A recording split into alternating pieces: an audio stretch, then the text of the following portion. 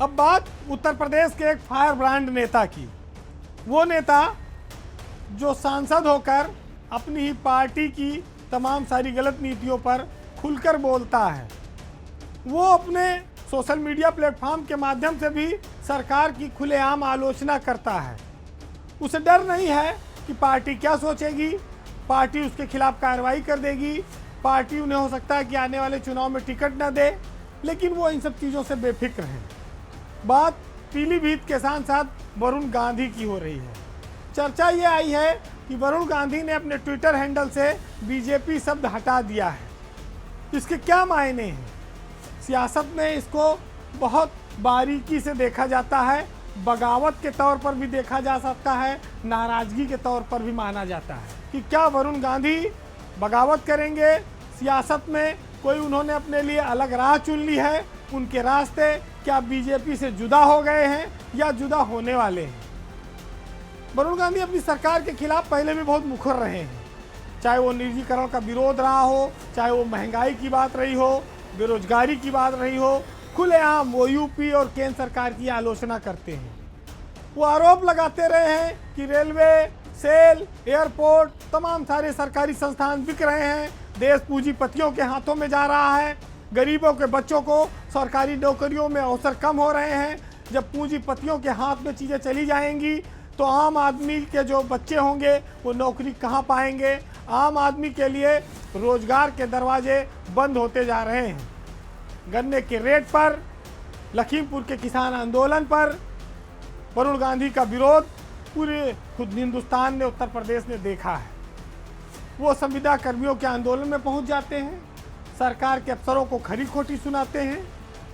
तो ये उनके जो कदम हैं, ये साफ संकेत देते हैं कि बीजेपी के साथ अब उनका रिश्ता अंतिम चरण पर है, आखिरी पायदान पर है। 2024 के लोकसभा चुनाव का अब इंतजार है। सियासत के जानकार ये देखना चाहते हैं कि बीजेपी उनको टिकट देती है या नहीं, तभी उनके राजनीतिक भविष्य का कोई स्वरूप तय होगा। आपने पिछले दिनों देखा होगा कि वरुण गांधी और उनकी मां मेनका गांधी दोनों सांसद तो हैं, लेकिन पार्टी में वो इस समय हाशिए पर है। संगठन से लेकर सरकार तक में कहीं उनकी बहुत उपस्थिति दिखती नहीं है। ऐसे में कई बार ये चर्चा उठती है कि वरुण गांधी को अपने मूल परिवार में वापसी करनी चाहिए, या प्रियंका और राहुल गांधी जिस तरह से देश में सियासत में निकलकर संघर्ष कर रहे हैं, वरुण गांधी को उनके साथ आना चाहिए या वो आ सकते हैं। तमाम सारी संभावनाओं पर बातचीत होती है। इसका सबका रिजल्ट आपको 2024 के चुनाव से पहले देखने को मिलेगा, क्योंकि अभी तक वो बीजेपी से सांसद हैं, लेकिन बात वो हमेशा मुद्दे की करते हैं। वरुण गांधी की आपकी हिम्मत को उनको दाद भी देना पड़ेगा कि वो कभी लीक से हटते नहीं। वो डटकर लाठी के दम पर सटीक और सीधे लहजे में सवाल पूछते हैं, सरकार को घेरते हैं, अपनी ही सरकार पर तमाम सवाल खड़े करते हैं। वरुण गांधी एक फायर ब्रांड नेता रहे।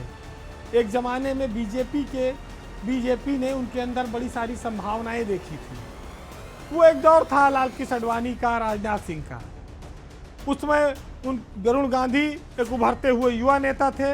उत्तर प्रदेश में उनकी एक समय में चर्चा मुख्यमंत्री की कुर्सी तक के लिए होती थी, लेकिन वक्त बदला, मोदी का काल शुरू हुआ, उत्तर प्रदेश में बीजेपी सत्ता में भी आई और योगी आदित्यनाथ मुख्यमंत्री बन गए।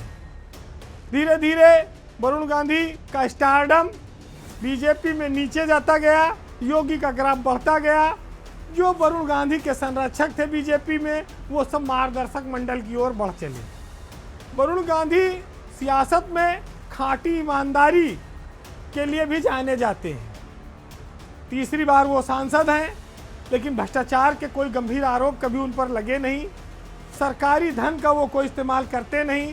सियासत में आज जिस उच्च कोट के चरित्र की उम्मीद आप किसी राजनेता से करते हैं, वो भी वरुण गांधी के पास है। लेकिन हमारे देश में इन सब चीज़ों की कितनी पूछ है, कितना महत्व है, ये सब आप जानते हैं कि जब चुनाव की बयार बहती है तो जो समीकरण चलते हैं, जो जातिवाद की हवा चलती है, उसमें इन सब चीज़ों का कोई मूल्य नहीं रह जाता और ऐसे मूल्यों को धारण करने वाले लोग पीछे रह जाते हैं। वैसे अब सबकी निगाह 2024 पर है, तब ये तय होगा कि वरुण गांधी का जो भविष्य है वो किस तरफ जा रहा है, उनकी सियासत किस ओर जाएगी।